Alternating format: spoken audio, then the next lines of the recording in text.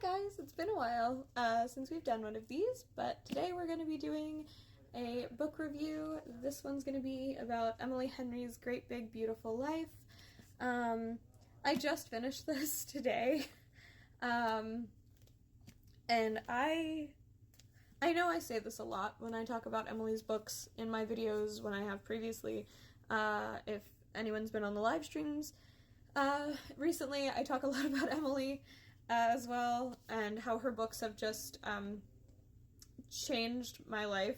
In reality, I always learn something more about myself, and the reason I have this flipped like this, these are all of the little colored tabs that I've highlighted. I am going to talk a little bit about some of these as well in another video down the road, but I tend to try and do these spoiler-free. So I think what I'm going to start with is just kind of preliminary information that you can get from the synopsis on the inside of the book. So, right here. So you have your female main character up here. Her name is Alice Scott. She is a celebrity journalist for The Scratch in Los Angeles. And then our male main character down here is Hayden Anderson. He is a Pulitzer Prize winning biographer, and both of them are vying to do a biography piece for a very important socialite named Margaret Ives, and she seemingly disappeared off the edge of the planet a couple decades prior to this. And so Alice has grown up knowing about Margaret and has a very deep connection to this person that she's obviously never known. And it kind of connects her back to her dad, who she lost 2 years prior to this instance. And so when she gets the opportunity to do this piece, she flies down to Georgia to start working on this piece, or introduce herself to Miss Ives. And when she gets there and does the interview, after her interview, there's a second person that comes, and bing bada boom, that's where we meet our male main character, Hayden. He is a second potential writer of this biography. And Alice is convinced that she is less likely to get this job now, because who would choose her over a Pulitzer Prize winning author already? So she gets a little discouraged.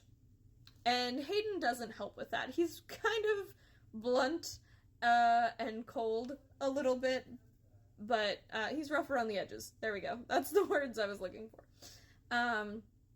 And so little coincidences start happening. Like, Hayden and Alice are at the exact same hotel. They keep bumping into each other. They keep going to the same little coffee shop as each other by accident, and running by each other and things like that. And it's very cute. It's a very nice read, a nice, cozy, comfy read. It's definitely more steam than it is spice, which is good if you're somebody who doesn't like a lot of spice. This one doesn't have that. The scenes in it are not, like, the romance scenes that are in it are not overly aggressive with their sexual stuff. So it's nice.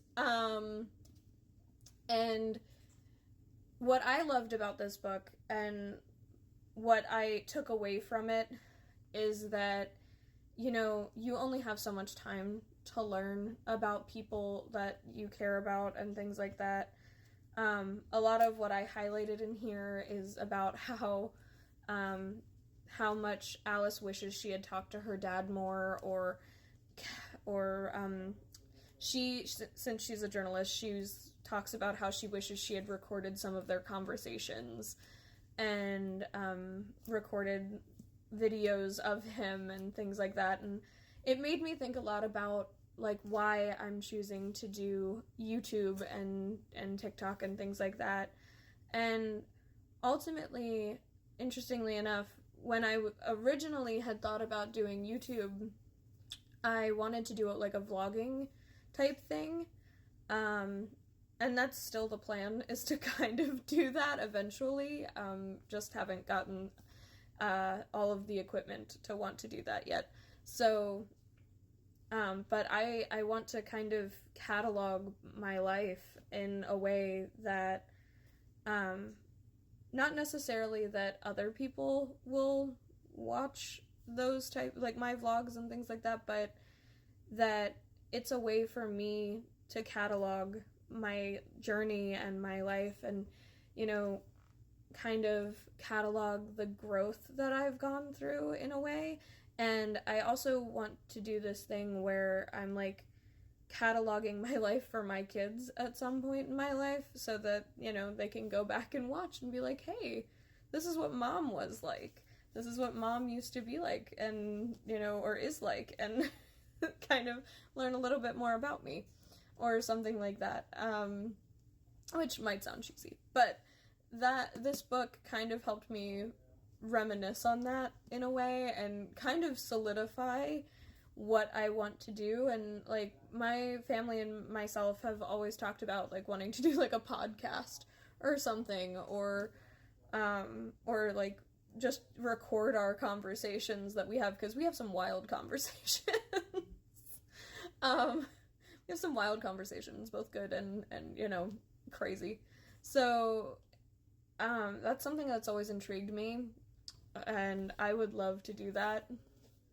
And that's something I think I would encourage other people, is, you know, for the people that have people in their life that they want to know more or know better, ask.